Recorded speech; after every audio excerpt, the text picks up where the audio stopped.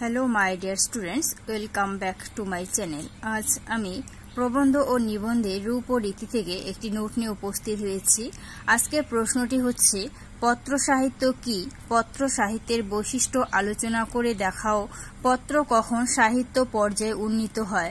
প্রসঙ্গত বাংলা পত্র সাহিত্যে রবীন্দ্রনাথের অবদান কোথায় আলোচনা করো।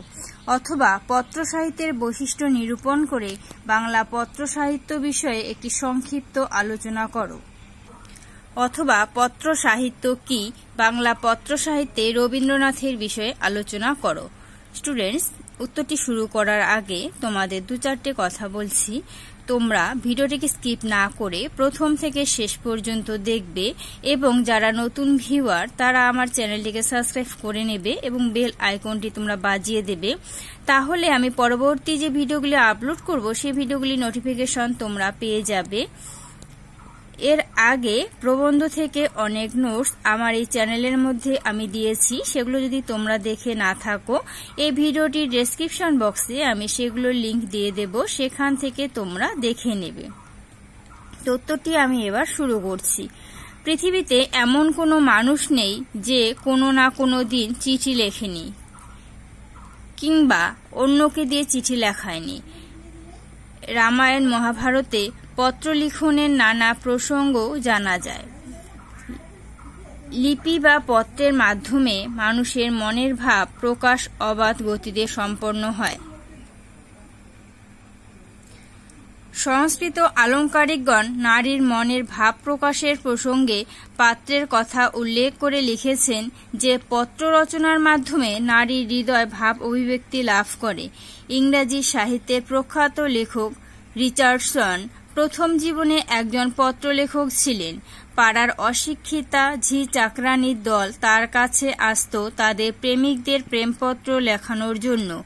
রিচার্ডসনের এই অভিজ্ঞতার ফসল তার বিখ্যাত পামেলা গ্রন্থখানি।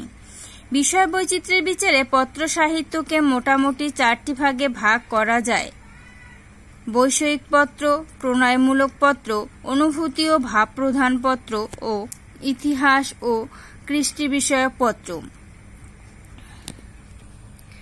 বৈষয়িক পত্রের মধ্যে পড়ে রামমোহন বিদ্যাসাগর প্রভৃতি রচিত পারিবারিক পত্র। প্রণয়মূলক পত্রের মধ্যে মধুসূদন রচিত বীরাঙ্গনা কাব্যের অন্তর্গত কয়েকটি পত্র, যেমন পুরুরবার প্রতি উর্বশী, দ্বারকানাথের প্রতি রুক্মিণী, সোমের প্রতি তারা প্রভৃতি। অনুভূতি ও ভাবপ্রধান পত্রের মধ্যে পড়ে রবীন্দ্রনাথের ছিন্ন পত্রাবলী এবং ইতিহাস ও কৃষ্টি বিষয়ক পত্রের মধ্যে পড়ে রবীন্দ্রনাথের ইউরোপ প্রবাসীর পত্র, জাপান যাত্রী, রাশিয়ার চিঠি ইত্যাদি। পত্রের মূল আকর্ষণ ব্যক্তিগত চিন্তার প্রকাশ। ব্যক্তিগত চিন্তায় যদি প্রয়োজনের কথা মুখ্য হয়ে ওঠে তবে তা সাহিত্য পদবাচ্য হয়ে উঠতে পারে না। সাহিত্য প্রয়োজনের জগতের কারবারই নয়, অপ্রয়োজনের আনন্দের প্রকাশই সাহিত্যের চিরন্তন মূল্য। তবে ব্যক্তিগত প্রয়োজনে পত্র কেবল পত্রই থেকে যায়, তা পত্র সাহিত্যের সুরে উন্নীত হয় না। পত্র সাহিত্যে অন্যতম প্রধান বৈশিষ্ট্য ব্যক্তিসত্তার স্পর্শ। এই ব্যক্তিসত্তার স্পর্শে চিঠির বিষয় সাহিত্য রসে সমৃদ্ধ হয়ে ওঠে। রবীন্দ্রনাথ চিঠি রস সম্পর্কে বলতে গিয়ে লিখেছেন, যারা ভালো চিঠি লেখে তারা মনের জানালার ধারে আলাপ করে যায়। তার কোনো ভাব নেই, বেগ নেই, স্রোত আছে। ভাবহীন সমাজে রসই হচ্ছে চিঠির রস। পত্র সাহিত্যের অপর একটি বৈশিষ্ট্য পত্র প্রাপকের মনের উন্মিলন। সাহিত্যে রস সৃষ্টি কেবলমাত্র লেখকের উপর নির্ভর করে না, পাঠকের মনের উন্মিলনের মধ্য দিয়েই তার সার্থকতা লাভ করে। লেখক ও পাঠকের মধ্যে অন্তরঙ্গতার সম্পর্ক এখানে। এই সম্পর্ক প্রতিষ্ঠিত হওয়ার উপরে নির্ভর করে সাহিত্যের সার্থকতা।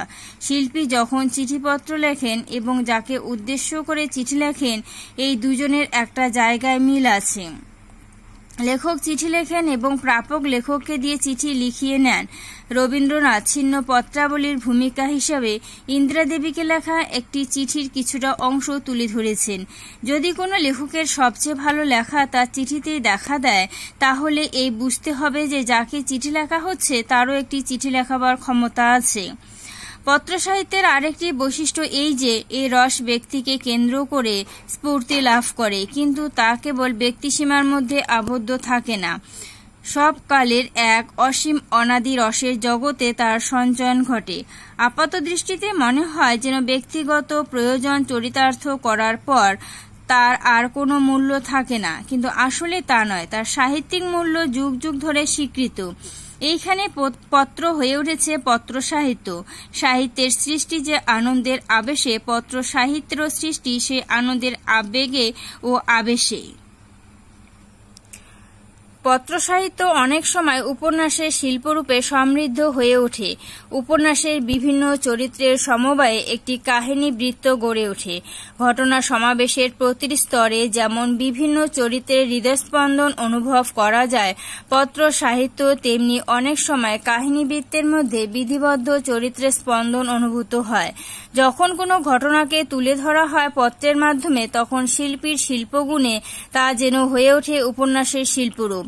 সার্থক পত্র রচয়িতাদের সম্পর্কে জনৈক ইংরেজ সমালোচকের মন্তব্য, গ্রেট লেটার রাইটার আর সাপ্রেসড নোভেলিস্ট।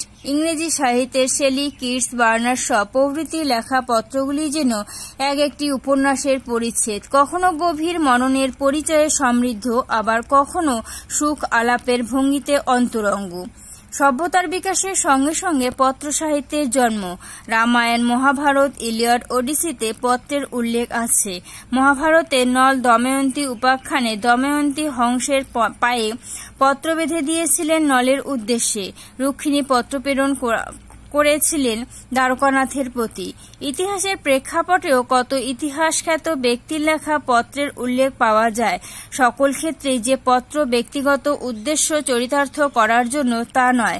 অনেক পত্রের বক্তব্য যে রোমান্টিক, সেগুলিতে মনের অন্তর্লীন ভাবের অভিব্যক্তি ঘটেছে, এতে কোনো সন্দেহ নেই। বাংলায় রবীন্দ্রনাথ পত্র সাহিত্যকে একটি বিশেষ মর্যাদার আসনে অধিষ্ঠিত করেছেন। তার ছিন্নপত্রাবলীর অন্তর্গত পত্রগুলির সাহিত্যমূল্য অসাধারণ। এগুলির মধ্য দিয়ে রবীন্দ্রনাথের ব্যক্তি মনের স্নিগ্ধ সরস রূপটি প্রতিফলিত হয়ে উঠেছে। কখনো কখনো তিনি গুরুগম্ভীর বিষয়ের উপর আলোচনা শুরু করে পত্র রচনা করেছেন। সেগুলিতেও শিল্পী মনের ছায়াঘন সুশীতল বনবীথির মর্মধ্বনি শ্রুত হয়। তার কিছু কিছু পত্র সাহিত্য জীবন ও জগৎ সম্পর্কে বিষাদ ও বৈরাগ্যের কুহেলিতে সমাচ্ছন্ন, কখনো বা জীবনাবেগের সূর্যালোকে সমুজ্জ্বল হয়ে উঠেছে। রবীন্দ্র পরবর্তী যুগের কয়েকজন কবি ও সাহিত্যিকের পত্রে পত্র সাহিত্যের উজ্জ্বল নিদর্শনের পরিচয় পাওয়া যায়। বিশেষত অচিন্ত্যকুমার সেনগুপ্তকে লেখা প্রেমেন্দ্র মিত্রের চিঠিগুলির সাহিত্যিক মূল্য অনস্বীকার্য। কতগুলি পত্রে অবচেতন মনের জগতের মানুষের সত্যকার স্বরূপটিকে অনুসন্ধানের পরিচয় আছে। চেতনার সঙ্গে অবচেতনের ঘনিষ্ঠ যোগসূত্রটির দ্বারা জীবনের মর্ম আবিষ্কারের কথা আছে। সাম্প্রতিককালের পত্র সাহিত্য কোনো কোনো শিল্পীর প্রতিভা নৈপুণ্যে অন্যান্য সাহিত্য শিল্পের সঙ্গে মিলে মিশে যেতে চেয়েছে। অনেক সময় উপন্যাস, ছোট গল্প, নাটক, গীতিকবিতার সঙ্গে যেন মিলেমিশে একাকার হয়ে গেছে।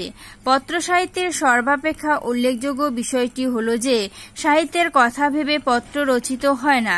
শিল্পীর বা পত্র লেখকের প্রতিভা নৈপুণ্যে তা শিল্পীর বা পত্র লেখকের অজ্ঞাতে প্রথম শ্রেণীর সাহিত্যে উত্তীর্ণ হয়।